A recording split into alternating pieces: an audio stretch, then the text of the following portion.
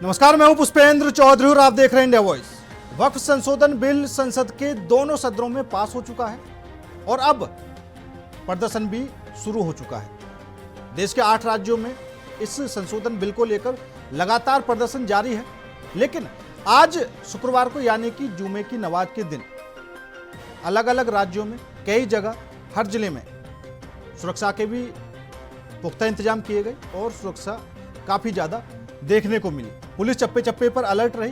कहीं ना कहीं यह सरकार को भी डर था कि जैसे ही ये बिल पास हुआ है तो जो मुस्लिम समुदाय है उसके अंदर जो आक्रोश है कहीं वो जुमे की नमाज के दिन ना फूट पड़े। तो अब दोनों सदनों की मंजूरी के बाद अब यह बिल राष्ट्रपति द्रौपदी मुर्मू के पास जाएगा। उनकी मंजूरी के बाद यह कानून की शक्ल ले लेगा। आज शुक्रवार के दिन जुमे की नमाज के बाद देश में शांति का माहौल बिगड़ने का डर भी मंडरा रहा था, जिसे देखते हुए दिल्ली से लेकर उत्तर प्रदेश, बिहार से लेकर महाराष्ट्र तक देश के हर हिस्से में सुरक्षा के व्यापक इंतजाम किए गए। आईबीबी अलर्ट मोड पर है, चप्पे चप्पे पर नजर रखी गई।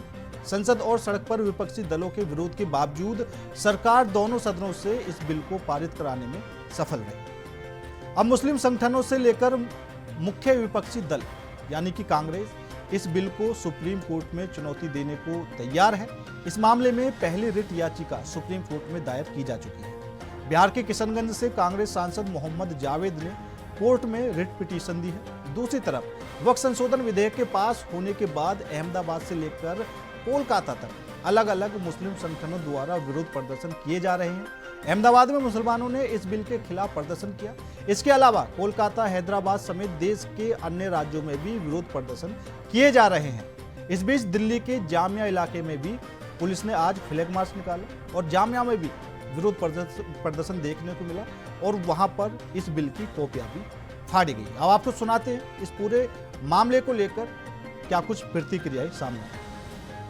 भारतीय जनता पार्टी और एनडीए कोई अच्छे लाती है, जैसे किसान विधेयक था या 370 खत्म करना, 35 से खत्म करना या सीआईए, तब इसी प्रकार की उसको उलझाने के लिए जनता तक उसका लाभ ना पहुंचे वो अदालत में लटकाने का काम कांग्रेस पार्टी करती है। इस देश और इस देशवासियों के लिए उम्मीद का नाम प्रधानमंत्री श्री नरेंद्र मोदी है और ना उम्मीद का नाम कांग्रेस पार्टी, गांधी खानदान, समाजवादी पार्टी के श्री अखिलेश यादव जी, टीएमसी की ममता बनर्जी जी, आम आदमी पार्टी के अरविंद केजरीवाल जी, डीएमके के या जो विशेष तौर से वक्फ संशोधन बिल के खिलाफ लंबा चौड़ा भाषण दे रहे थे, उन सब के द्वारा लगातार यही कोशिश की गई कि मुसलमानों के हित में भाजपा की सरकार के द्वारा कोई काम न होने पावे। लेकिन हम वोट की राजनीति नहीं करते, हम सबके साथ सबके विकास की राजनीति करते हैं। इसलिए माननीय नरेंद्र मोदी जी के नेतृत्व में यह वक्फ संशोधन बिल पास हुआ है। इससे गरीब मुसलमान, जो इस देश का 90% से ज्यादा मुसलमान है, उसके कल्याण के लिए, उसके विकास के लिए, उसकी शिक्षा के लिए, उसकी चिकित्सा के लिए बहुत बड़ा रास्ता खुलने जा रहा है। और जो वक्फ के नाम पर अवैध कब्जा करने वाले थे, जो वक्फ के नाम पर भ्रष्टाचार करने वाले थे, वक्फ के नाम पर अपनी तिजोरी भरने वाले लोग थे, उनको इससे बहुत निराशा हो कि अदालत का दरवाजा सबके लिए खुला होता है। कोई जाना चाहता तो उसको कोई रोकने के लिए सरकार थोड़ा ना जाएगी। ये मुस्लिमों को वोट बैंक के रूप में लगातार कांग्रेस का बंधक बना करके रखना चाहते हैं, चाहे वो कांग्रेस पार्टी हो, चाहे समाजवादी पार्टी हो और चाहे इस प्रकार के जो अन्य दल है, और मुस्लिम वोट बैंक बना रहे उनका, और भारतीय जनता पार्टी के खिलाफ उनके साथ वो खड़ा रहेगा तो उनको राजनीति की दृष्टि से फायदा होगा। इस समय इस बात की लड़ाई चल रही है। अपना बयान दे, जैसा कि बहुत सारे लोग कर भी रहे, ये सब धमकी देते हैं, ये साथ थोड़ी है। ये मुस्लिम वर्ग को एक तरीके से निरुत्साहित करते हैं, बीजेपी का डर दिखाते हैं और अपना वोट बैंक की रोटी सेकते हैं। विपक्ष ने, आपने देखा होगा, इन्होंने डर दिखाया था जम्मू कश्मीर में जब विधेयक आया था धारा 370 का और 35A का। उसके बाद आज आप देखो वंदे मातरम ट्रेन चलने जा रही। आज वहां देखो आप जम्मू कश्मीर, श्रीनगर पर्यटन का सबसे बड़ा क्षेत्र बन गया है। ये ऐसे ही वक्फ बिल को लेकर डरा रहे, लेकिन आप देखना कि जल्दी ही जो हमारा अल्पसंख्यक बंधु है उसकी स्थिति में परिवर्तन आएगा। इस बिल आने के बाद उनकी संपत्तियां सुरक्षित होंगी और एक नियम कायदे के अनुसार चलेंगी। आप अरब देशों को देखो, सारे अरब देशों ने डिजिटलाइजेशन के माध्यम से अपने रिकॉर्ड रखे हैं।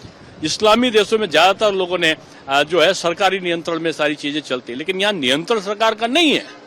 केवल अंकुश है कि अप्रत्यक्ष रूप में इसका दुरुपयोग ना हो सके, लोगों को अपनी बात कहने का अधिकार न्यायालय में रह सके। ये कहा है ना, इसमें और क्या परिवर्तन किया? 1 इंच जमीन नहीं ली किसी की, 1 इंच भी कोई दरगाह, मस्जिद, इमाम बाड़ा, किसी पे कोई संकट नहीं है। जो जैसा था वैसा है, फिर काहे को इसमें आपत्ति? विपक्ष केवल बीजेपी का डर दिखा के हमारे जो अल्पसंख्यक बंधु हैं उनको भ्रमित करने का प्रयास करते हैं। अब वो सफल नहीं होने वाले, क्योंकि अल्पसंख्यक भी जान गया है कि संविधान खतरे में है, ये आरक्षण समाप्त कर देंगे। इस प्रकार की अफवाह के बाद फिर 3 राज्य हारे ना, अभी अफवाह उड़ाएंगे अगर, तो आप समझ लो उत्तर प्रदेश में जो चुनाव होगा, अल्पसंख्यक का इनको 5% वोट भी विपक्ष को फिर नहीं मिलेगा।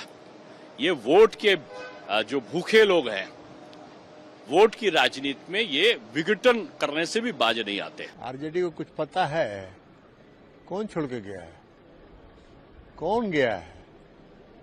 जिसका बहुत भारी प्रचार कर रहा है, और आप ही का चैनल प्रचार कर रहा है कि बहुत भारी नेता हैं, बहुत सीनियर लीडर हैं। मालूम है 2020 के विधानसभा के चुनाव में कौन पार्टी से चुनाव लड़े थे? पतंग चुनाव चिन्ह पर चुनाव लड़े थे ढाका विधानसभा से, 499 वोट आया था। 499 वोट आया था, जिसको आप ही का चैनल उसका बाइट चला रहा है कि बहुत भारी नेता हैं जेडीयू के। और 2020 के चुनाव में पतंग चुनाव चिन्ह पर चुनाव लड़े थे, 499 वोट आया था। भारी नेता है। और आरजेडी के लोग भारी नेता हैं, उनको वक्फ बोर्ड समझ ही में नहीं आता है, तो उनको कौन समझाएगा? लालू जी के भाषण पर न बोले कि 2010 में क्या भाषण दिए थे। फिर लालू जी 2010 में क्या भाषण दिए थे उस पर न बोले आरजेडी के लोग कि बड़ा कड़ा कानून बनाने का जरूरत है, सब लूट लिया, डगमंगला चौक से लेके सब।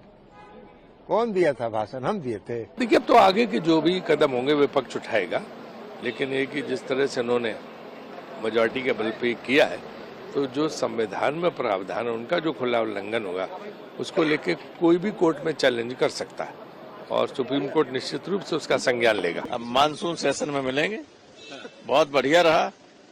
खट्टे मीठे तमाम अनुभव होते हैं, लेकिन ओवरऑल बहुत अच्छा। नहीं, मुझे कोर्ट जाना चाहिए, असंवैधानिक है, बिल्कुल असंवैधानिक है। और जो हम लोगों ने आशंका व्यक्त की थी कि लोगों की संपत्ति को ये लेंगे, तो आपने देखा कि अभी राष्ट्रपति के दस्तखत नहीं हुए, लेकिन उत्तर प्रदेश के मुख्यमंत्री ने कलेक्टरों को आदेश कर दिया कि अवैध संपत्ति को जब्त कर लो। संपूर्ण विपक्ष एक साथ रहा और आगे भी रहेगा। और आज इसी मुद्दे पर करेंगे चर्चा में शामिल होने के लिए हमारे साथ भारतीय जनता पार्टी से नवीन शर्मा जी, कांग्रेस पार्टी से कमालुद्दीन रजा जी, वरिष्ठ पत्रकार हेमंत गुप्ता जी और टीएमसी से संजय चक्रवर्ती जी हमारे साथ जुड़ चुके हैं। आप सभी मेहमानों का बहुत बहुत स्वागत है। सबसे पहले कमालुद्दीन रजा जी, आपके पास से आना चाहूंगा, क्योंकि 2-3 दिन से लगातार आपके साथ इस पूरे मुद्दे को लेकर डिस्कस भी चल रहा था। ठीक है, अब संसद के दोनों सदनों में यह बिल पास हो चुका है, क्या कुछ प्रतिक्रिया है आपकी? रजा साहब सुन पा रहे हैं? जी बहुत बहुत धन्यवाद। आवाज जा रही है मेरी? जी बिल्कुल आ रही है, बोलिए आवाज आ रही है। प्रतिक्रिया जो है यहाँ पे जो है सभी जो है इंडिया अलायंस और बार बार जो है सिर्फ जो है कि मुस्लिमों का और मैंने इस चैनल पे, आपके ही चैनल पे जो है कहा था ना कि वो जो किरण रिजिजू जो बार बार दोहरा रहे थे कि बहुत विचार विमर्श, चिंतन मंथन, यहाँ तक के इलेक्शन में हम घूमे तो भी मतलब जो है विचार किए जनता से जो है। अब सोच लीजिए, अगर विचार किए तो ये विरोध क्यों? यह आवाम विरोध कर रही है ना, सड़कों पे निकली है ना, सड़कों पे निकल के विरोध जो है जाहिर कर रही है। और बिल्कुल ये बिल जो है असंवैधानिक है, और असंवैधानिक है। आप किसी के जो है मतलब जब जो है इसको छीनेंगे तो कोई भी विरोध करेगा, और विरोध कर रहा तो इस पे भी जो है भाजपाइयों के पेट में दर्द हो रहा है। और ये भाजपाई कह रहे हैं कि जो है इनको समझ में आया तब ना। ये लालन सिंह का भाषण सुना था, ये दूसरे को चुनाव, ये दूसरे की बात कर रहे थे, इनका मुजफ्फरपुर में क्या दशा और कब आए कैसे आए ये भी इतिहास किसी से छुपा नहीं है जो है। रही बात जो है कि जो चीज सही है तो सही है, जो गलत है, मैं उस चीज पे एग्री हूँ। बट यहाँ पे आप जो है मुसलमानों का आप गिनकर उसमें जो है इंटरफेयर करने को, दूसरे को जो है लाए, दूसरे धर्मों को लाए। मैं कहता हूँ कि अगर से जो है किसी मंदिर में कहा जाए मुस्लिम पक्ष की तरफ से कि हमारे भी 4 लोग वहां पे जो होंगे मौजूद, तो क्या ऐसा कानून सरकार बनाएगी? क्या ऐसा जो है मतलब ये बनेगा? तो क्या मैं ये कांग्रेस पार्टी तो ये नहीं, तो लेकिन मंदिर तो सभी सरकार के अधीन आते हैं। मेरा कहना मंदिर जो है सरकार के अधीन आते सही है। हाँ। उसमें जो है मतलब ये दिक्कत, मुझे प्रॉब्लम नहीं है। हाँ। लेकिन उसी में जो है मेरा कहना है कि जिस तरह से आप गैर जो है मुस्लिम को जो आप लाए जो है, अब मुसलमानों को वहां बैठा देना, मुसलमानों को भी जगह दे देना। आप जो है मतलब पैगाम ये सौगाते मोदी जो मतलब जो आ रहा है, जो बार बार जो है, जिसके नाम पे अब ये कहते समझ में ही नहीं आता, ये लोग कहते हैं बिल जो है किसानों को तो खैर समझ में नहीं आया, ये नोटबंदी किए देश की जनता को समझ में नहीं आया, जीएसटी लेकर आए छोटे छोटे कारोबारियों को जो है समझ में नहीं आया। तो इससे समझ लीजिए कि ये जो बिल लाते सिर्फ इनको समझ में आता है, बाकी को समझ में नहीं आता। लेकिन अंततः वो क्या साबित होता है कि हाँ हकीकत में गलत था और ये बिल बिल्कुल जो है असंवैधानिक है। और इसको इस पे जो कांग्रेस पार्टी गई, यहाँ हम लोग बिल्कुल गए हैं। ठीक है ठीक है संजय जी, क्योंकि ममता बनर्जी शुरू से ही विरोध में थी, ठीक है, और अब आपकी तरफ से क्या कुछ इस बिल को लेकर कहा जा रहा है? क्योंकि कई खबरें भी आ रही हैं, कोलकाता में भी इस बिल को लेकर प्रदर्शन शुरू हो चुके हैं, और कोलकाता में क्या देश के 8 राज्यों में इस बिल को लेकर प्रदर्शन शुरू हुए। देखिए, जहां पे मुस्लिम आबादी होगी वहां पे इसका प्रदर्शन जरूर होगा। 8 क्यों, अभी देखिएगा ना, अभी कहाँ पे जो है प्रदर्शन होगा। प्रदर्शन तो शुरू हो गया है और ये प्रदर्शन आगे बढ़ेगा। क्योंकि हमेशा ये सरकार जो है कोशिश करती है कि महंगाई और बेरोजगारी जो सबसे बड़े मुद्दे हैं, उस मुद्दे से कैसे ध्यान भटकाया जाए। और इसी मुद्दों को लेकर के आप देख रहे हो, इन्होंने आपका किसानों को बिल लाए, उल्टे पाव वापस होना पड़ा। सीए लेकर आए कि उसको जो है लागू नहीं कर पाए, कि उसके बाद जो है आप जवानों के लिए लेकर के आए अग्निवीर, उसपे भी जो है ये मुंह की खा के बैठे हुए हैं। तो ये जो भी कुछ लेकर के आ रहे हैं उनमें कहीं ना कहीं इनको लगातार दिक्कतें हो रही हैं और भटकाने की कोशिश है। अभी जो है ये नई चीज है, ये मेन मुद्दा था अमेरिका ने जो टैरिफ लगाया है, 26% का जो टैरिफ लगाया है, उसको भटकाने के ही चक्कर में है।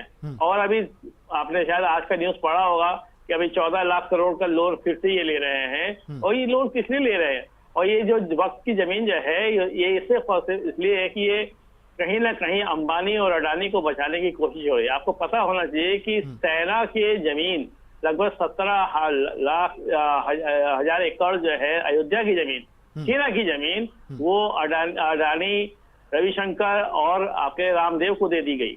तो क्या गारंटी है कि ये जो जमीन जो है, जो सरकार जिसको जो है अधिग्रहण करने वाली है वक्फ बोर्ड से, उसको जो है ये किसको देने वाली है? कहीं ना कहीं ये अपने मित्रों को देगी, क्योंकि अडानी का बिल्डिंग भी जो है उसी में शामिल होता है। तो कहीं ना कहीं उनको बचाने की एक साफ साफ कोशिश है, जल्दबाजी में एक कोशिश है। कहीं किसी के साथ कोई समझौता नहीं किया। अगर समझौता किया होता तो ये इतना मुस्लिम परस्त दिखा रहे हैं अपने आप को, तो आज तक एक भी एमएलए को जो है, मुस्लिम एमएलए को टिकट क्यों नहीं दिया? किसी को मंत्री नहीं बनाते, किसी को एमएलए नहीं बनाते, किसी को संजय जी, जब अधिग्रहण की बात आती है, अभी आपने मुद्दा उठाया कि ये अडानी को देंगे, किसको देंगे, ठीक है, अभी एक मुद्दा और बना हुआ है, ठीक है। हालांकि आज मैं देख रहा था, मेरा मन भी किया कि इसी को ले लेते हैं, फिर सोचा कि एक बार वक्त पर और ले लेते हैं, डिस्कस कर लेते हैं, रजा साहब भी हमारे साथ जुड़ जाएंगे, ठीक है। तेलंगाना में हैदराबाद यूनिवर्सिटी के पास जो 400 एकड़ जमीन है, सरकार उसको जबरन लेने से लगी हुई है, और वहां पर जो पशु पक्षी हैं उनके भी चीखने की आवाज आ रही है, वहां पर आशियाना उजाड़ा जा रहा। क्या कहेंगे? देखिए, कोई भी चीज कहीं से भी कोई गलत होता है। अभी हम छत्तीसगढ़ को देख लो ना, अब तेलंगाना देख लो तो छत्तीसगढ़ को देख लो। पूरा का पूरा वन जो है वो अडानी को दे दिएगा। हर एक जो है जंगल काट दिए गए वहां पे।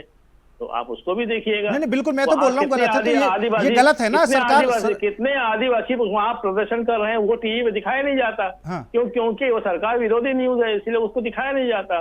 तेलंगाना में जो है, चूंकि वो सरकार के विरोध में पार्टी या कांग्रेस की पार्टी है, तो इसके लिए उसको जो है दिखाया जाता है। तो आप खुद देखिए ना, आजकल प्राइवेट जू भी बनते हैं, मोदी जी उसको उद्घाटन भी करते हैं जाकर के, शेर चीतों को देख करके वहाँ दूध भी पिला रहे होते हैं। लेकिन कभी मणिपुर नहीं जाते। हो गया 2 साल हो गया ना, आज तक मणिपुर नहीं गए। ठीक है नवीन शर्मा जी कर लिया, लेकिन नहीं। नवीन शर्मा जी, बिल तो पास हुआ, लेकिन आपके लिए मुसीबत बढ़ने लगी है अब।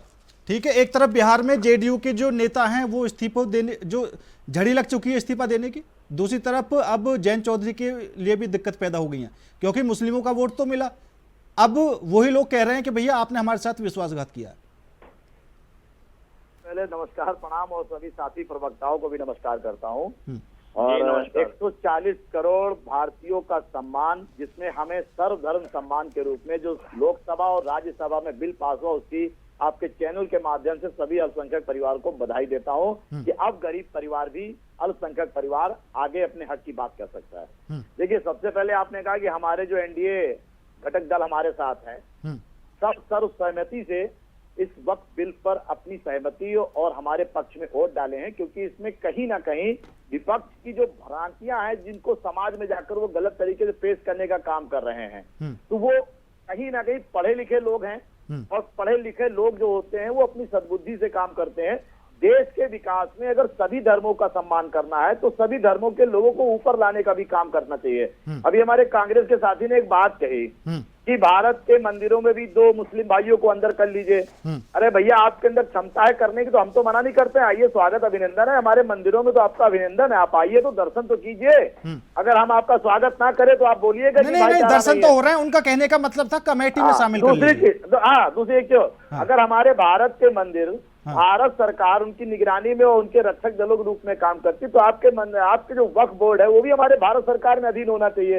उसकी न्यायपालिका हमारी सुप्रीम कोर्ट होनी चाहिए, उसकी न्यायपालिका कानून के अंदर होनी चाहिए। तो वही तो किया संशोधन करने का मतलब ये नहीं कि हमने वक्फ की जमीन छीन ली या वक्फ पे जाके हमने टावर लगा दिया, कुछ भी ऐसा नहीं किया है। गलत सोच तरीके से अगर वो फैला रहे हैं कि हम उनकी जमीन छीन, हम उनकी जमीन नहीं छीन रहे साहब, सब एक नंबर में कर रहे हैं कि कानून अब सबके लिए एक होगा। अब आप अपने कानून से इस देश में नहीं चल सकते जो अभी तक नवीन शर्मा जी चल रहे थे। हाँ, नवीन शर्मा जी, अभी तो कानून बना नहीं है, क्योंकि राष्ट्रपति जी ने अभी अनुमति दी नहीं है, लेकिन योगी जी ने पहले निर्देश दे दिए हैं। देखिए, माननीय योगी जी उत्तर प्रदेश के मुख्यमंत्री हैं, और कानून व्यवस्था पे पूरा निर्भर उन्हीं की जिम्मे पे रहता है। अगर किसी भी प्रकार से एलआईयू की रिपोर्ट से कहीं ये संज्ञान में आ रहा है कि कोई भी विपक्षी गण या कोई भी हमारा ईश्वर से प्रार्थना है कि ऐसा कुछ भी ना हो, क्योंकि सब सद्भाव के रूप में उत्तर प्रदेश की जनता ईमानदारी से महाराज जी के साथ खड़ी हुई, जहाँ अल्पसंख्यक परिवार हो वो भी उन्होंने स्वागत किया है, मिठाइयां बांटी इस बिल के पास होने पे। मगर एलआईयू को रिपोर्ट देखते हुए सुरक्षा की जिम्मेदारी हमारी मुख्यमंत्री जी पे है। तो सीधी सी बात है, मुझे लगता है मुख्यमंत्री जी ने बहुत अच्छा काम किया है, जो अपनी दुरुस्त पुलिस प्रशासन को सही तरीके से रखने का काम किया है। बाकी ये लोग ना बाद में कहें कि आपकी एलआईयू रिपोर्ट क्या थी, पुलिस प्रशासन ने ढिलाई कर दी, सीएम साहब ने कुछ ध्यान नहीं दिया। सर, कानून व्यवस्था पे मुख्यमंत्री की प्रथम जिम्मेदारियां होती हैं, उसको माननीय मुख्यमंत्री जी ने बहुत संविदा से और प्यार से निभाया है। हमें उनके लिए इसको धन्यवाद देना चाहिए कि हमारा उत्तर प्रदेश किसी भी प्रकार से सद्भाव में रहे। ठीक है हेमंत गुप्ता जी, क्योंकि अब दोनों सदनों में पास हो चुका है बिल, लेकिन विरोध प्रदर्शन शुरू हो चुका है। अगर हम दिल्ली की बात करें, अहमदाबाद की बात करें, बंगाल की बात करें, तो कई जगह प्रदर्शन किए जा रहे हैं, जो बिल की कॉपियां हैं वो जलाई जा रही हैं, और साफ तौर पर कहा जा रहा है कि मुसलमान ये संशोधन कभी नहीं मानेगा। तो आगे स्थिति कैसी रहेगी? इस हिसाब से तो ये जो दंगे फसाद हैं वो बढ़ते रहेंगे फिर। लोकसभा और राज्यसभा ने बिल पास कर दिया। संसद का काम क्या है? कानून बनाना। और देश की जनता का काम क्या है? संविधान के हिसाब से उस कानून को मानना। जो नहीं मानेंगे वो जेल के जाएंगे, जो जबरदस्ती करेंगे वो सजा भुगतेंगे। अब रही बात कि इनकी 2 बातें समझ में आती हैं कि भाई अगर आप नहीं मानते हैं उसको, संविधान उसको चुनौती देते हैं अदालत में, सुप्रीम कोर्ट में, तो सुप्रीम कोर्ट क्या करेगा? उससे निरस्त नहीं कर सकता। वो सिर्फ इतना देख सकता है कि कानून जो बना है वो संविधान की कसौटी में खरा उतरता है या नहीं। तो उसको आप कॉन्स्टिट्यूशनली वो है या नहीं है, इसी को चैलेंज कर सकते हैं, बस उसकी वैलिडिटी को आप नहीं खत्म कर सकते।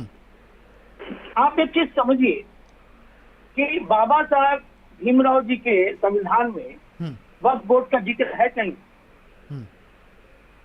मुस्लिम पर्सनल लॉ का कहीं जिक्र है? अल्पसंख्यक बोर्ड का कहीं जिक्र है? मदरसों को सरकारी पैसा मिलेगा कहीं जिक्र है? सरकारी मौलवियों को सरकारी तनख्वाह मिलेगा कहीं जिक्र है? पुरुषों के समान औरतों को समान अधिकार नहीं मिलेगा कहीं जिक्र है? महिलाओं के समान अधिकार के बारे में जिक्र है ना? ये सारे कुछ कांग्रेस के राज में हुए। मतलब ये जो बदलाव किए हैं ये कांग्रेस ने किए हैं, कांग्रेस के राज में हुए। चलाना शुरू किया तो बदलाव वहीं से आएगा। अब देखिए कांग्रेस का जो प्रॉब्लम क्या है, अभी देश में सेकुलर, अगर आप चाहते हैं कि हम सेकुलर है, कुछ लोग कहते हैं कि हम देश सेकुलर है, तो सेकुलर का मतलब होता है आर्टिकल 14 का वायलेशन नहीं होना चाहिए। भाई अगर 14 छोड़ दीजिए, लॉ ऑफ इक्वलिटी क्या कहती है? वो सीधा कहती है कानून सबके लिए बराबर है।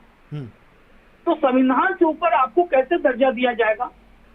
आपके पास स्पेशल कानून कैसे बनेगा कि आप जो जमीन आपको अच्छी लगी और जिस जमीन पर आपने कहा कि मुसलमानों के हक के लिए होना चाहिए वो वक्त को हो जाएगा? ये अधिकार कब दिया जाएगा? आप अभी हिंदू मंदिर मठों के बारे में लोग कह रहे हैं, मुझे ये बताइए कि किसके बारे में किसका डॉक्यूमेंट्स नहीं है? डॉक्यूमेंट्स नहीं है इसलिए तो 5 साल की केस चली अयोध्या में, लेकिन इसके बावजूद वह प्रूफ किया गया डॉक्यूमेंटेशन के द्वारा। तो आपको भी डॉक्यूमेंटेशन लगाना होगा वह कैसे हुई। अब आपको एक बात समझना होगा, इस्लाम भारत में आया कब? सबसे पहले बात, भारत में आया कब? 7वीं शताब्दी में इस्लाम भारत में आया, और उसको लाने वाला पहला व्यक्ति कौन सा? मोहम्मद गौरी 12वीं शताब्दी में। 630 में जब मुस्लिम यहाँ बिजनेस करने आए तो लोगों को लगा कि भाई चलिए यहाँ पर एक इस्लाम धर्म है और लोग उसके अनुयायी यहाँ आ रहे हैं। उसके पहले ये देश क्या था? तब तो वक्त नहीं था यहाँ पर। अब बाहर से क्रांता आए और वो यहाँ राज किए, ठीक है, यहाँ राजाओं को हरा के जीत लिए, तो आपको अधिकार नहीं है ना, आप उसको जमीन को ट्रांसफर नहीं कर सकते ना। आप एक ही चीज रट लगाए जा रहे हैं कि वक्त कर दिया, वो वक्त कर दिया। वक्त कैसे करेंगे आप? जब आपकी रहेगी तब ना। ठीक है रजा साहब, वक्त मेरी बात सुन लीजिए, पूरा कर दीजिए। वक्त अगर करते हैं, अल्लाह को करते हैं, तो अल्लाह के निमित्त जो जमीनें जाती हैं, दी जाती हैं, उसका एक ही इस्लामिक रूल है कि भाई जिस कौम के लिए दिया गया उस काम के कल्याण के धर्मार्थ काम के लिए, लोगों के जल कल्याण कार्य के लिए वो यूज किया जाएगा। अभी इन जमीनों पर बनियों को दे दिया गया है, अच्छे मठे अधिकारियों को दे दिया गया है, बिजनेसमैन को दे दिया गया है, राजनीतिक लोग दे दिए, कब्जा कर लिए हैं और वहां से मनी जनरेट कर रहे हैं। तो ये जो जनरेशन मनी का जो बंद होगा, अब जो ऑडिट होगी, ट्रांसपेरेंसी आएगी, गरीब मुसलमानों को जो मदद मिलेगा, तो गरीब मुसलमान सड़क पर नहीं है। सड़क पर कौन लोग हैं? वही बिजनेसमैन, वही कब्जाधारी लोग, वही लोग जो समाज को गड़बड़ा रहे हैं, वही नेता, वो लोग, उनकी दुकानदारी बंद होने जा रही है, इसलिए वो प्रोटेस्ट कर रहे हैं। ठीक है, करने दीजिए ना, पहले भी हुआ था ये प्रोटेस्ट। ठीक है हेमंत जी, लेकिन देश को ध्यान रखे, देश को वो 1947 वाला मंजर ना देखना पड़े कि 2 दिन में 40,000 हिंदुओं को कर दिया गया था इसी धर्म के नाम पर। ठीक है, और धर्म के नाम पर देश को बांटने की राजनीति नहीं हो सकती। रजा साहब, देश बदल क्योंकि ना तो बोर्ड, जो मुस्लिम समुदाय के लोग हैं, ना तो बोर्ड उनकी मदद कर पाया, और अगर कांग्रेस ने भी मदद की है तो सिर्फ बोर्ड की है। जैसे कई आरोप भी लगे 2014 में जब आपकी सरकार थी तो 123 संपत्तियां, लुटियंस की जो संपत्तियां थी, 123 संपत्तियां आपने वक्फ बोर्ड को दे दी। देखिए, इल्जाम लगाना जो किरण रिजिजू के द्वारा जो है, मैं उस दिन भी बोला जो है, अगर से जो है किरण रिजिजू के पास प्रमाण है तो वो प्रमाण दे। वो वहाँ पे जो है गोगोई जी जो है मतलब बोले, उसे साबित नहीं करता, क्योंकि झूठों के पास प्रमाण नहीं होता। नहीं, 2018 में जांच भी हुई थी ना। बात अब देखिए, जब बात ही जो है नहीं, अब मेरा कहना है कि हेमंत जी अभी कह रहे थे कि संविधान के अनुसार चलेगा, बिल्कुल संविधान और आइन के हिसाब से जो है हमारा देश चलते आया और चल रहा है, जिसे जो खत्म करने की बात तो भाजपाइयों ने जो है मंचों से किया, भाजपा के नेताओं की जो शर्म की बात है, जो शर्म आनी चाहिए, पूरे देश की जनता से माफी मांगनी चाहिए। और ये लोग बोल रहा है कि कुछ लोग प्रोटेस्ट कर रहा है, मैं कहता हूँ कि प्रमाणित करके दिखा दे, वो देश की जनता सड़क पे उतरी हुई है और देश की जनता जो आंदोलन कर रही है, उसमें अब ये जो इनको कांग्रेस पार्टी दिखता है। अच्छा ठीक है, आंदोलन नहीं कर रही है। इसका मतलब क्या है कि आर्टिकल का पैसा बचाना है, अपनी जमीन बचाना है, वो जीता कर रहे हैं। मतलब छीन लेंगे, भारतवर्ष की जनता पे इल्जाम नहीं लगा सकते, आप बिल्कुल गलत बोल रहे हैं, ये बुनियाद बात बोल रहे हैं। भारतवर्ष की जनता शांति चाहती है। आप बीच में जो है बकने लगते हैं, आप बाद में जवाब दे देंगे, आप तो ऐसा ही अच्छा राजा साहब एक सवाल है आपकी बातों में भारतवर्ष की जनता को सम्मिलित कर रहे हैं, 140 करोड़ लोगों को सम्मिलित कर रहे हैं। ठीक है राजा साहब, चलो विरोध प्रदर्शन तो ठीक है, और विरोध प्रदर्शन अगर कुछ किसी को कुछ पसंद नहीं है तो विरोध किया भी जाता है, लेकिन ये जो विरोध प्रदर्शन में फिलिस्तीनी झंडे लेकर जो खड़े हैं, इसका क्या मतलब है? इसका क्या जवाब है? जवाब दीजिए। अरे नवीन शर्मा जी, या तो आप एंकर बन जाइए या तो भारतीय जनता पार्टी के प्रवक्ता बन जाइए। बोलिए आप गजब क्या है रजा साहब। मेरा कहना है कि प्रोटेस्ट हो रहा है और आपने जो किसी देश के झंडा के बारे में कहा, मेरे पास इसका कुछ ये नहीं है, मैं नहीं जो है इस पे जो है कोई स्पष्टीकरण देना चाहता, लेकिन मुझे एक शेर याद आता है कि उसी ने आग लगाई है सारी बस्ती में, उसी ने आग लगाई है सारी बस्ती में, वही ये पूछ रहा माजरा क्या है, वही ये पूछ रहा माजरा क्या है। आज के समय में अगर इस बस्ती की नींव किसने रखी तो थी? बिल्कुल अडानी को बिल्कुल जो बचाने के लिए जो में जो है कई जो मतलब ये जमीन है जिसके जो मतलब प्रमाण है, ये तो किसी से जो है मतलब छुपा नहीं है, तो उसको बचाने के लिए जो है ये अंबानी का जी, ये देख लीजिए, ये जो बना है बड़ा सा जो मतलब ये जो एंटालिया जो है, इसे बचाने के लिए नहीं रजा साहब, रजा साहब मैं यहाँ पर, हाँ रजा साहब मैं यहाँ पर कुछ क्लियर कर दूं, ठीक है, मैं क्लियर कर दूं, ठीक है। देखिए मेरे लिए ना तो बीजेपी अच्छी है, ना कांग्रेस, ना कोई और पार्टी, मैं एकदम निष्पक्ष बात बोल रहा हूँ, ठीक है। ये जो लोग विरोध प्रदर्शन कर रहे हैं, ठीक है, सभी मुस्लिम समुदाय के लोग हैं, लेकिन ये जो फिलिस्तीनी झंडा है ये आखिर क्यों है, और अगर ये है तो आप इन लोगों का समर्थन करते हैं क्या?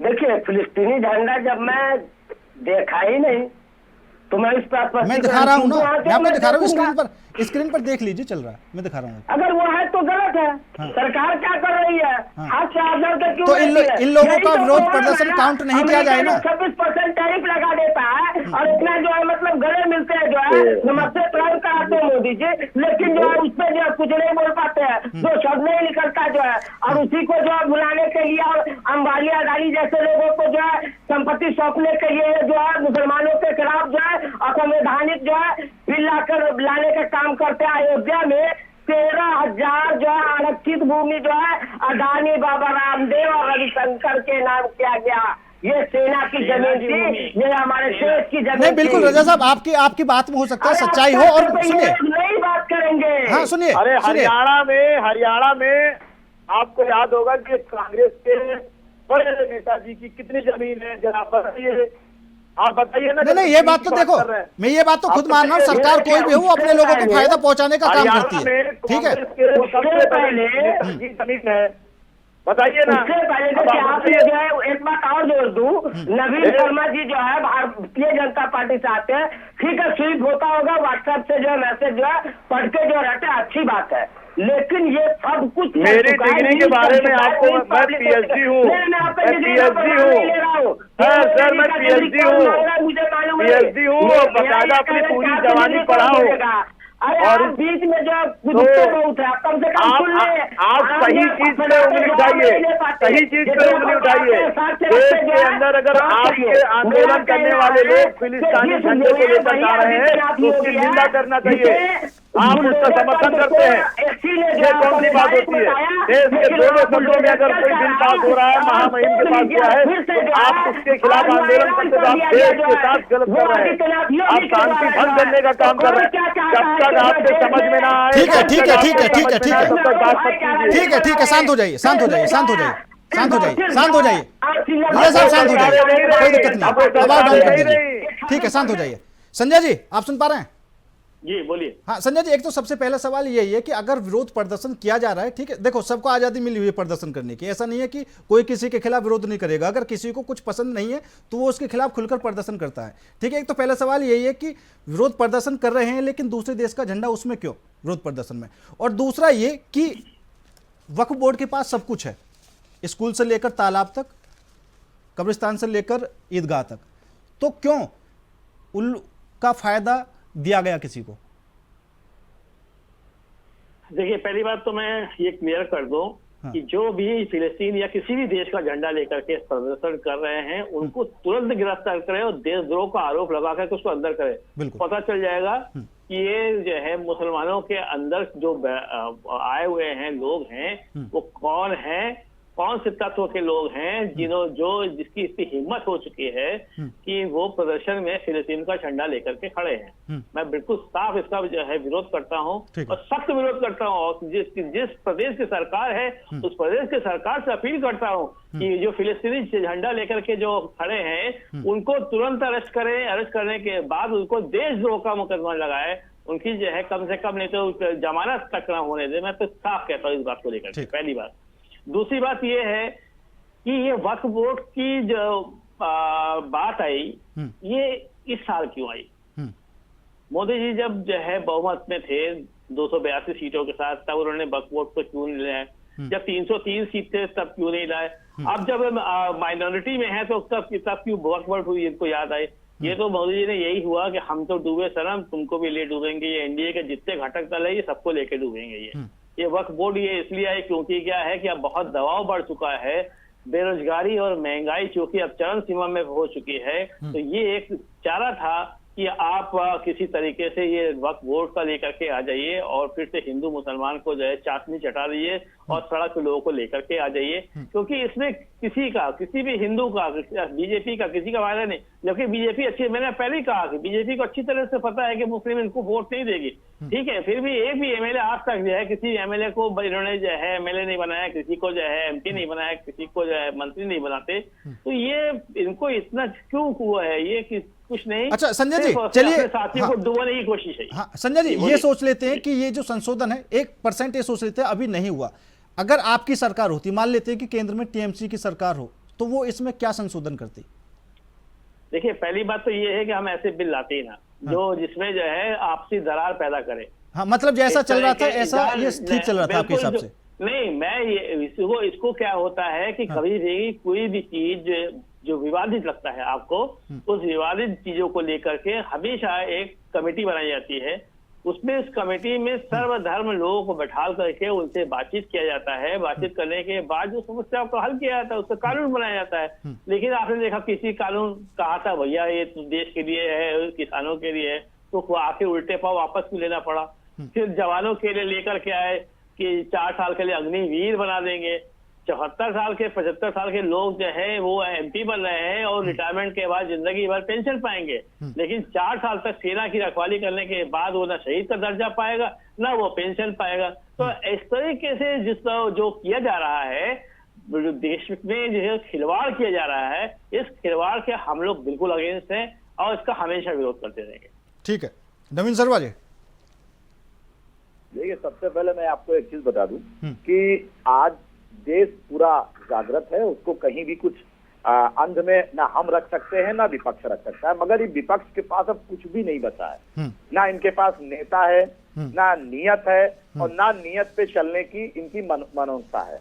सबसे पहले देखिए, आज 50 वर्ष 60 वर्ष कांग्रेस देश के अंदर क्या क्या काम करके आई है, इसीलिए संशोधन करना पड़ रहा है कि इन्होंने कोई ऐसे काम नहीं किए। आज इनको अल्पसंख्यक परिवार के लिए बड़ा दुख हो रहा है, बड़ी समस्या हो रहा है। मनरेगा जो काम आया वैसे अरे आपके मनरेगा में भी आपके अल्पसंख्यक आए हैं, ये तो जानिए।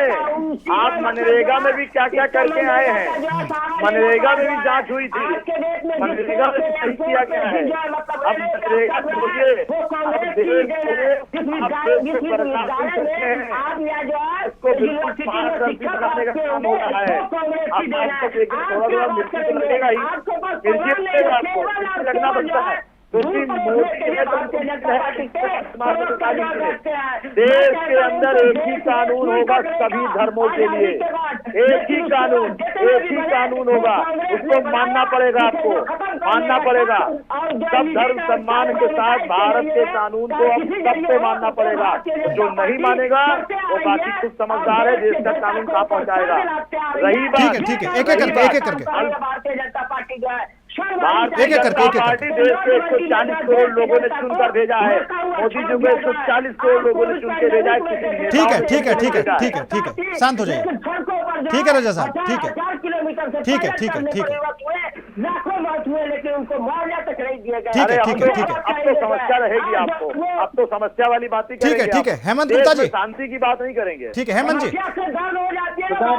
हाँ हेमंत जी, मेरा सवाल यही है क्योंकि जितनी संपत्ति, नवीन शर्मा जी प्लीज, रजा साहब शांत हो जाइए, आवाज डाउन कर दीजिए। चीनी का भी रेट बढ़ गया है। ठीक है आपको जो बता दें जो LIC का, अरे तो भैया चीनी का रेट बढ़ गया है तो बड़े मंगल पे आइए, हम भंडारे में आपको चीनी खिलाएंगे। चलिए ठीक है, आवाज डाउन कर दीजिए। भारतवर्ष में जय हेमंत गुप्ता जी जी हाँ, क्योंकि फिलहाल जो वक्फ बोर्ड के पास जमीन है, इतनी संपत्ति वक्फ बोर्ड के पास है कि 30 देशों के पास इतना सब कुछ नहीं है, और उसके बावजूद भी अगर उनके खुद के समुदाय का विकास ना हो तो इसमें वक्फ बोर्ड जिम्मेदार है, सरकार जिम्मेदार है?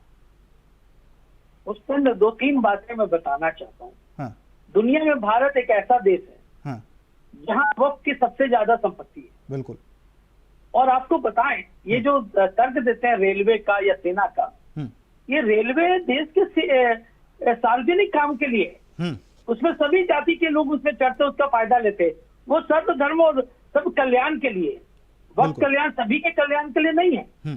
दूसरी बात है कि सेना के पास जमीन है, वो देश की सुरक्षा के लिए। बिल्कुल। अगर देश सुरक्षित है तभी तो आप सुरक्षित है, तभी तो आपका वक्त भी सुरक्षित है। यही बात आप समझिए। सऊदी अरब के एक प्रोफेसर थे, उनका नाम था नासिर बिन सुलेमान उमर। उनका क्या कहना था मालूम है? ये देश जो है इतना सेकुलर है और इतना सहिष्णु है कि आप बताइए कि इस देश में 30 करोड़ मुसलमानों को भी अल्पसंख्यक माना जाता है।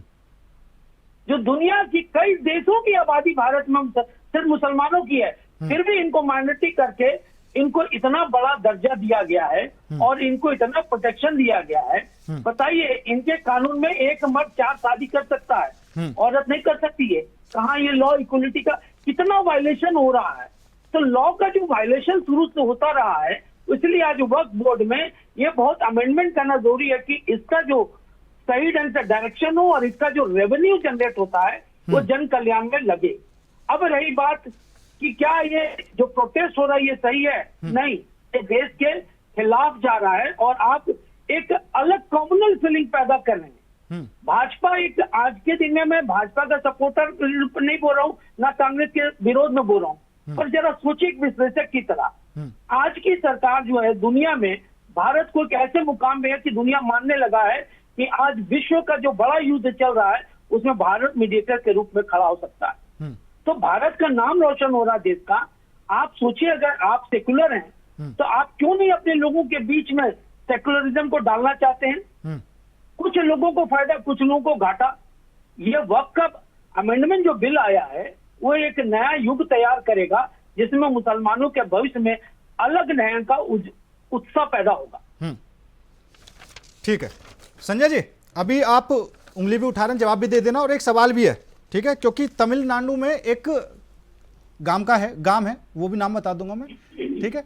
तो किसान कुछ ज्यादा कर्जे में आ गया, उसने सोचा कि भाई थोड़ी सी संपत्ति बेच देते हैं और कर्जा चुका देते हैं। तो वो अपनी संपत्ति इसलिए नहीं बेच पाया कि पूरे गांव पर वक्फ बोर्ड ने अपना दावा किया हुआ था। Correct, this was happened. Sanjay ji जी सुन लो। हाँ, ये सही है? देखिए मेरे पास ये खबर नहीं है। ठीक है, पहली बात तो ये खबर नहीं, मेरे पास हजार खबरें हैं ऐसी, मैं आपको बता दूं। नहीं, सुन लीजिए, मेरे पास जब खबर नहीं है तो मैं उसके बारे में बात करना, मैं उसको फिजूल समझता हूँ। मैं गलत मैसेज पास नहीं करना चाहता आपके चैनल के थ्रू। ठीक है, ये मेरे पास कोई खबर इस टाइप का नहीं है, अगर है तो ये गलत है, पहली चीज। दूसरी बात ये है कि वक्त की संपत्ति पे इतना ज्यादा जो है चिंता है, इतनी चिंता है, 12,000 करोड़ की संपत्ति है। अरे एक बार नीरव मोदी को ही केवल पकड़ के लेकर आ जाओ। 20,000 करोड़ की संपत्ति जो है लेकर के भागा है। सरकार के पास भी जो है कम से 8,000 करोड़ की संपत्ति आ जाएगी, और बाकी जो वक्त का बड़ा कल्याण करना चाहते हो तो उसका भी कल्याण कर दो, पहली चीज। दूसरी बात ये है, एक टर्म्स एंड कंडीशन ये, सर प्लीज, मैं आपके बीच में नहीं बोला, मैं आपके बीच में नहीं, गलत बात, मैं कभी किसी के रजा साहब एक बार बोलने दीजिए। हाँ, मैं कभी किसी के बीच में बोलता नहीं, इसलिए मैं नहीं चाहता मेरे बीच में बोले। मेरे बात बोलिएगा ना, कोई दिक्कत नहीं है। ठीक। दूसरी बात ये है कि सेना की जो बात कर रहे थे, सेना देश के लिए है और रेलवे देश के लिए। मैंने ये कहा था कि सेना की जमीन को अडानी, रविशंकर और आपके रामदेव, बाबा रामदेव, इनको जो है जमीन अलॉट कर दी गई, जो सेना की जमीन थी। सर ये क्या आप उसको जायज कहते हैं?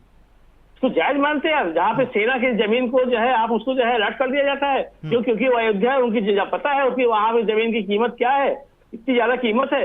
तो ये संजय जी, बीजेपी के अलावा अगर हम बात करें, ये जो अडानी अंबानी वाला कनेक्शन है, ये क्या और सरकारों के साथ नहीं है उनका? कांग्रेस की सरकार जहां राज्य में, उनके साथ इनका लिंक नहीं है कुछ?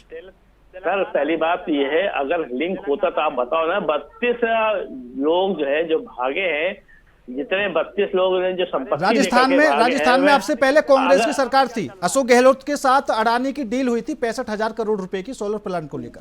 ठीक है, झारखंड में जेएमएम की सरकार है, अडानी जी वहां पर लगे हुए हैं, उनकी मीटिंग चल रही है, वहां पर भी कोई बड़ा प्रोजेक्ट लगेगा। हमारे यहाँ पे भी डील हुई थी और हम लोगों ने डील को कैंसिल कर दिया। आपको अच्छी तरह पड़ा होगा, 25,000 करोड़ का डील था। उस डील को हम लोगों ने कैंसिल किया क्योंकि उनकी जो शर्तें थी, उस शर्तों को हम मानना नहीं चाहते थे। क्योंकि हम झुका करके अपने आप को, अपने जनता को झुका करके कोई भी काम ऐसा नहीं करना चाहते जिससे हमारे जो है प्रदेश की जनता को किसी तरीके से लगे कि नहीं सरकार ने कॉम्प्रोमाइज कर दिया। हमारे लिए अडानी अंबानी हमारे लिए बहुत वो है।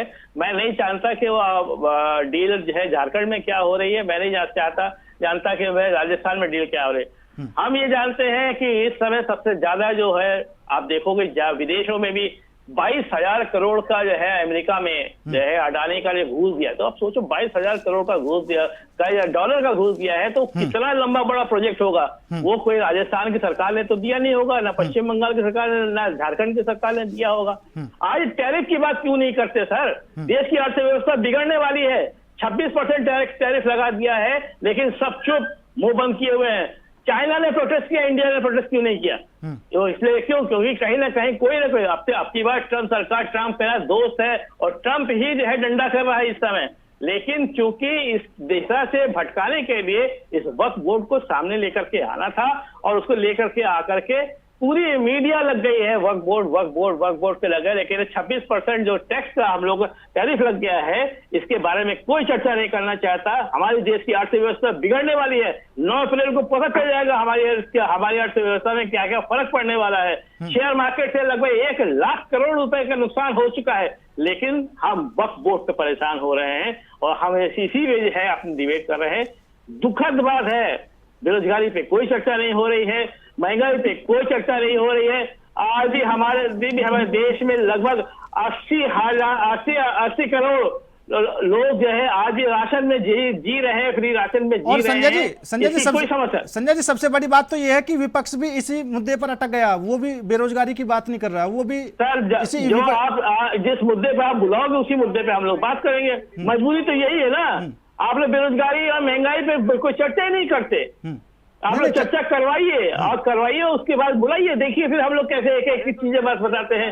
अभी स्मार्ट सिटी 14 स्मार्ट सिटी के वाले जो है 86 स्मार्ट सिटी बंद कर दिया गया, शटर बंद कर दिया गया। लगभग 44,000 करोड़ रुपए जो है वो बट्टे खाते में चले गए। कौन किसके जेब में गया वो पैसा? 44,000 करोड़ रुपए। 12,000 करोड़ के लिए परेशान हो रहे वक्फ बोर्ड का, लेकिन 44,000 करोड़ का जो पैसा अलर्ट हुआ था। संजय जी आपकी बात बिल्कुल जायज है, आपकी बात बिल्कुल जायज है, ठीक है, उसमें कोई दोहराई नहीं है, ठीक है। तो क्या वक्फ बोर्ड के पास जो संपत्ति उसके लिए परेशान होने की जरूरत नहीं है? सर हम कह रहे हैं ना, जिसके पहले बहुत सारी समस्याएं हैं, उस समस्या को क्यों नहीं सॉल्व करते। आप जो है किसान, आप जो है बड़े बड़े उद्योगपति के 16 लाख करोड़ रुपए माफ कर चुके। अरे केवल उसमें से 4 लाख करोड़ रुपए आपने जो है गांव में खर्चा कर दिया होता तो मेरे हिसाब से आपको कहना चाहिए था कि इतने जो कारोबारी हैं उनके पैसे माफ कर दिए, आप किसानों का भी कर दो, गरीबों का भी माफ कर दो, जो बिजली बिल है वो माफ कर दो, लेकिन वक्फ बोर्ड का नाम मत लो। नहीं, नाम नहीं, आप बिल्कुल नाम लो। हम क्यों नहीं कह रहे, हम कह रहे हैं हम जो समस्या आपके लिए प्रायोरिटी क्या है, आपका किसान, आपका मजदूर, आपके बेरोजगार, आपकी महंगाई, ये प्रायोरिटी होनी चाहिए कि नहीं होनी चाहिए? ये प्रायोरिटी नहीं है। प्रायोरिटी ये है कि वक्फ बोर्ड की संपत्ति क्या है। ठीक है, ठीक है रजा साहब, प्रायोरिटी नहीं है। रजा साहब, अभी विपक्ष को किस बात का खतरा है, हालांकि जो मुस्लिम समुदाय है उसको किस बात का खतरा है?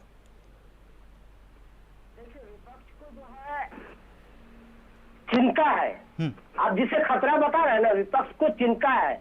और किसकी चिंता है? देश के 142 करोड़ जनता की चिंता है। जो अभी आपने कोट किया कि आखिर विपक्ष भी इससे भाग रही है। हम लोग तो हमेशा चाहते हैं कि चर्चा बेरोजगारी पे हो, हम लोग हमेशा चाहते हैं चर्चा महंगाई पे हो, जो 45 सालों में सबसे उच्चतम स्तर पे है।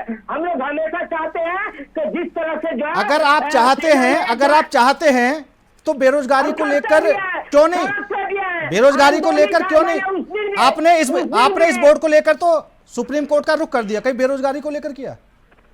मेरा कहना है कि आज भी हम लोग जो है बेरोजगारी को लेकर जो है, पलायन को लेकर जो है, या फिर जनता से जुड़े जो अन्य मुद्दे को लेकर सड़क पर लगातार जो है 15-16 दिन से जो है लगातार। चलिए एक बात देख लेते हैं, आने वाले दिनों में ये चर्चा नहीं करना चाहते, आने वाले दिनों में चर्चा बिल्कुल रजा साहब, आने वाले दिनों में जनता पार्टी के ये नाकामी नहीं छुपा पाएंगे अपनी जो है। हाँ, मैं बोल रहा हूँ जैसा आने वाले दिनों में ये भी तस्वीर साफ हो जाएगी कि जो विपक्ष ने बेरोजगारी के लिए, महंगाई के लिए जो प्रोटेस्ट किए थे, ठीक है, मुझे पता है किए हैं, सड़क पर भी उतरे हैं, ठीक है, लेकिन कुछ दिन बाद शांत हो गए। लेकिन वक्फ बोर्ड की ये विरोध को लेकर शांत होते हैं या लगातार विरोध प्रदर्शन बढ़ता रहेगा? क्योंकि दोनों चीजें निकलकर सामने आ जाएंगी।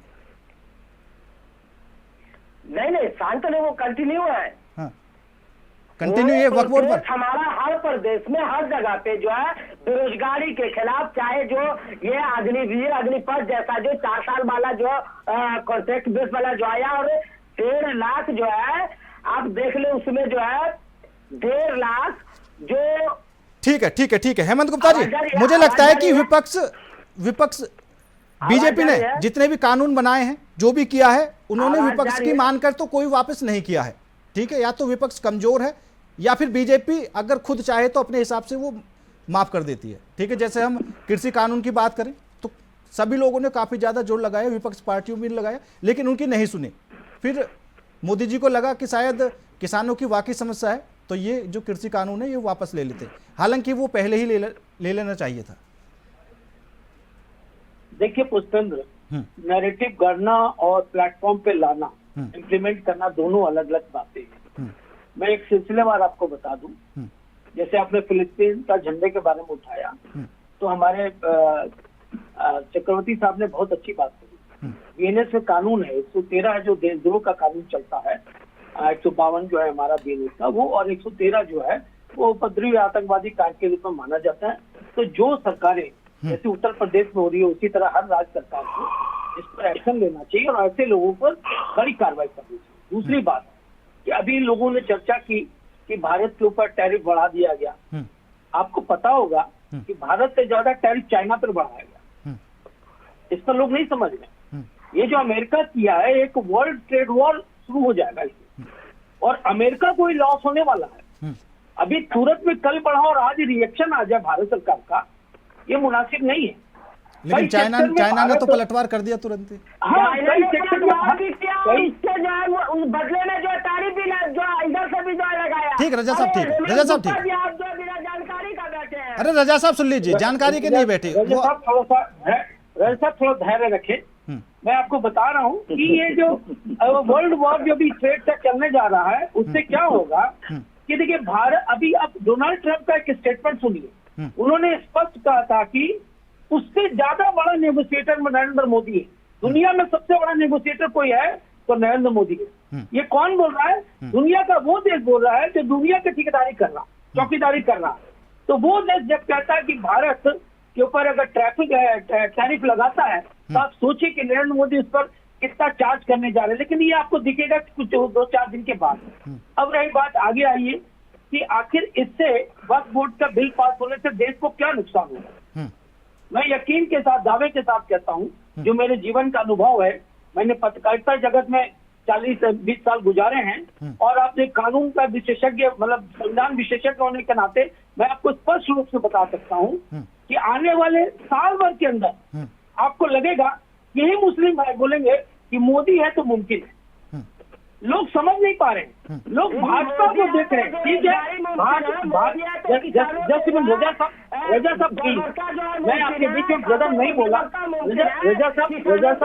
रजा साहब समय दूंगा। रजा साहब आप प्लीज, रजा साहब, संजय जी शांत बैठे, आप प्रवक्ता है, अच्छा बोलते हैं, लेकिन मैं एक एनालाइजर हूँ, तो आपको मुझे बोलने दीजिए। आप देखिए, 1 साल के बाद आपको समझ में आएगी राजनीतिक पटल पे कि देश कहाँ जा रहा है। अभी आप इसको भाजपा और कांग्रेस से मत देखिए, एक इंडिविजुअल आदमी देखिए जिसके आगे पीछे कोई नहीं है, जिस पर कोई करप्शन का चार्जेस नहीं है, जो सिर्फ देश के बारे में सोचता है। आप देखिए, कल पार्लियामेंट में भी एक सांसद ने, शायद फोन कट गया है उनका। रजा साहब, अब आप बात पूरी कीजिए। नहीं, आप क्या पता किसके बारे में हेमंत जी बोल रहे थे कि चार्जेस तक का जो ये नहीं है, जो है मुझे गुजरात की कहानी याद आ रही। मैं जाऊंगा नहीं क्योंकि डिबेट में टाइम उतना नहीं। मेरा ये कहना है, साथ साथ मैं यहाँ पे के जो चीज यहाँ पे बता रहे थे हेमंत जी, ठीक है, राजनीतिक विश्लेषक है, मैं इनका सम्मान करता हूँ, लेकिन आप झूठ परोसेंगे बैठ के, आप जो ये करेंगे तो हम बैठ के थोड़ी सुनते रहेंगे। जो है आज देश में क्या बेरोजगारी नहीं है? आज जो गाँव की बन के जो अवैध तरीके से दूसरे देश में, प्रदेश में, देश में जो है हमारे हमारे देश के बच्चे जो गए या नहीं गए, उसे बेरिये में जकड़ कर अमेरिका छोड़ गया, लेकिन 56 इंच पे छाती से एक शब्द नहीं निकलता है। ये है जो हमारे देश का दुर्भाग्य। 16,000 करोड़ रुपया जो है उद्योगपतियों के माफ हो जाते कुछ मित्रों के, लेकिन किसानों के कर्ज माफ नहीं होते। और जो भगाड़े ललित मोदी, नीरव मोदी जैसे भगाड़ों के जो है आज तक पकड़ कर नहीं ला पाए, और ये बात करते काला धन लाएंगे नोटबंदी के समय। आखिर सोच लीजिए कि उस समय भी बोले थे गरीबी इससे जो है दूर होगी, क्या हुआ ऐसा कुछ? उसके बाद भी जो कई चीज लेकर आए, सब में इनको मुंह की खानी पड़ी, और आप लिख के रख ले। अच्छा कमालुद्दीन जी, क्योंकि बात ठीक है आपकी, कोई दिक्कत नहीं है, और आपकी तरफ से काफी ज्यादा मेहनत करने के बाद भी किसी भी राज्य में कामयाबी नहीं मिल पा रही, कारण क्या है? देखिए, राज्य में कामयाबी नहीं मिले, हम एक राज्य में सीमित हो जाए, हमारी 5 सीट हो, कांग्रेस पार्टी का वो विचारधारा नहीं। कांग्रेस पार्टी और जो इंडिया अलायंस में जो भी लोग हैं, वो ये चाहते हैं कि देश की जनता का भला कैसे हो, और हम उसके लिए अंतिम सांस तक जो है सड़क से लेकर आप बहुत अच्छा बोल रहे हैं रजा साहब, आप बहुत अच्छा बोल रहे हैं। हो जाए तो समय हो जाएगी। आप बहुत अच्छा बोल रहे हैं, जो आपके बड़े नेता हैं वो भी अगर किसी रैली में जाते हैं बहुत अच्छा बोलते हैं। जनता आखिर विश्वास क्यों नहीं कर पा रही है? ये जन्म का मेरा कहना है कि अगर से जो है जनता किसी कारणवश जो है या फिर जो है कोई जादू हो रहा है, जो है कभी कभी जो देखा गया कि जो बहुत सारे जो है मशीन जो है रास्ते में जो है ईवीएम को पकड़े भी गए, जो है इससे हम लोग का सवाल बंद नहीं हुआ, खत्म नहीं हुआ। ये भाजपाइयों का तो उसके जाएंगे तो ये भारतीय जनता पार्टी का ऐसा पकड़ेगा तो अगर मुझे ठीक नहीं आया तो क्या मैं जनता का मुद्दा उठाना छोड़ दूं, मैं किसानों का मुद्दा उठाना छोड़ दूं, क्या मैं जो महिलाओं का मुद्दा उठाना छोड़ दूं, यूपी में आप छात्रों का उसका मुद्दा उठाना छोड़ दूं? ये कांग्रेस पार्टी का विचारधारा नहीं, ये भारतीय जनता पार्टी का विचारधारा बहुत जल्दी भारत जिसका आजादी के जो है लड़ाई में कोई योगदान ही नहीं रहा हो, जो हमारे देश के महात्मा गांधी के बारे में क्या ज्ञान हो? कुछ नहीं है, ठीक है, आपका हिंदी नहीं है। नवीन शर्मा जी बोलो। ये बात जब इनकी बारी आती है हो जाते हैं। देखिए देखिए सबसे बड़ी बात ये है, हमारे यहाँ माननीय श्री नरेंद्र मोदी जब बोलते हैं पूरा देश सुनता है और आप भी सुनते हैं, इसलिए भारतीय जनता पार्टी कभी बंद नहीं होती ना बंद होती। ठीक है, दूसरी चीज, हाँ तो आप ये सोचिए, आपकी तरह हम लोग नहीं है जो सिर्फ बातें अंदर कुछ और बाहर को, हमारे यहाँ जो अंदर है वही बाहर है। चलिए ठीक है, समय कम है। संजय जी हाँ आ जाइए। देश को बस ठीक है सर, एकता में रखिए। मेरा अनुरोध है आपके डिबेट के माध्यम से देश को विकास के और शांति के रास्ते से। ठीक है, समय कम है। संजय जी 2022 तक जो किसानों का कर्ज माफ हो गया, किसानों के मिल गए, ये मोदी जी ने जो कहा था भारतीय। ठीक है साहब, अब डाउन कर दीजिए। संजय जी सभा में मिलता था तो अब अडानी चिल्लाएंगे, आपका तो समय चला जाता है। संजय जी आप बोलिए। बड़े नेताओं को समझाइए। आपने देखा होगा कि 2014 में जो घोषणा पत्र था, उस घोषणा पत्र के आधार पर इन्होंने कितना काम किया, जो उनकी जो प्रायोरिटी थी उस प्रायोरिटी में क्या काम किया, आप बता दीजिए कि हाँ भाई 2 करोड़ रोजगार मिलेगा, 15 लाख रुपए मिलेगा, गरीबी हटाएंगे, 2022 में बुलेट ट्रेन चलेगा, 2022 तक सबको घर मिल जाएगा। आप एक वादा बता दीजिए मोदी, जो मुमकिन है, जो बात कर रहे थे, ये मुमकिन वाली बातें हैं, जो जुमलों वाली बातें हैं, एक भी बता दीजिए। ये लगातार जुमले लगातार मुद्दों से बता रहा है। नोटबंदी विश्व की सबसे बड़ी जो फेलियर है नोटबंदी। आपको पता होगा ये पहली ऐसी सरकार है जिसको 7 साल के अंदर अपने नोट को वापस लेने पड़े। ये है जुमलाबाजी, इसको कहते हैं जुमलाबाजी। क्यों?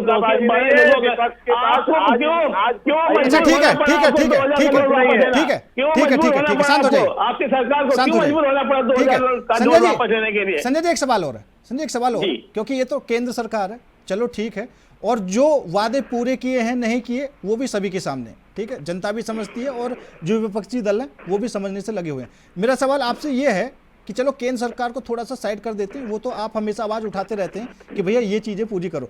जो आपके सहयोगी दल हैं और जिनकी और राज्यों में सरकार है, क्या उन्होंने सभी वादे पूरे किए? कभी आपने बोला उनसे कि भैया वादे पूरे कर दो? देखिए, पहली बात, जब केंद्र, मेन चीज होता है केंद्र की सरकार, वो होती है पूरे देश को जो है दिशा निर्देश देने वाली। ठीक है, मैं समझ गया, लेकिन जितने भी जैसे हमारे यहाँ पे जो भी वादे किए गए थे हम लोगों ने पूरा किया। यही वजह है कि 2011 में हम 185 सीट, 2016 में हम 211 सीट, 2021 में हम 223 सीट लेकर के आए। और सबसे बड़ी बात, ना हम विधानसभा हारे, ना लोकसभा हारे, ना पंचायत चुनाव हारे, ना उपचुनाव हारे। हम लोगों को हराने के लिए अभी तक कोई पैदा हुआ नहीं। क्यों? क्योंकि हम लोगों ने जमीनी स्तर पे काम करके दिखाया है, जुमलेबाजी नहीं की। चलिए ठीक है, समय कम है। ठीक है संजय जी, समय कम है, इसीलिए 440 से आके अटक गए। आप 440। चलिए ठीक है, आप सभी मेहमानों का मैं यहाँ पर धन्यवाद करना चाहूंगा। समय की कमी है और आप सभी मेहमान हमारे साथ इस खास चर्चा में जुड़े, आप सभी मेहमानों का बहुत बहुत धन्यवाद। फिलहाल जिस हिसाब से सियासी हलचल तेज है, आगे की स्थिति क्या कुछ रहने वाली है वो देखने वाली बात होगी। फिलहाल मेरे साथ इस खास पेशकश में इतना ही। नमस्कार।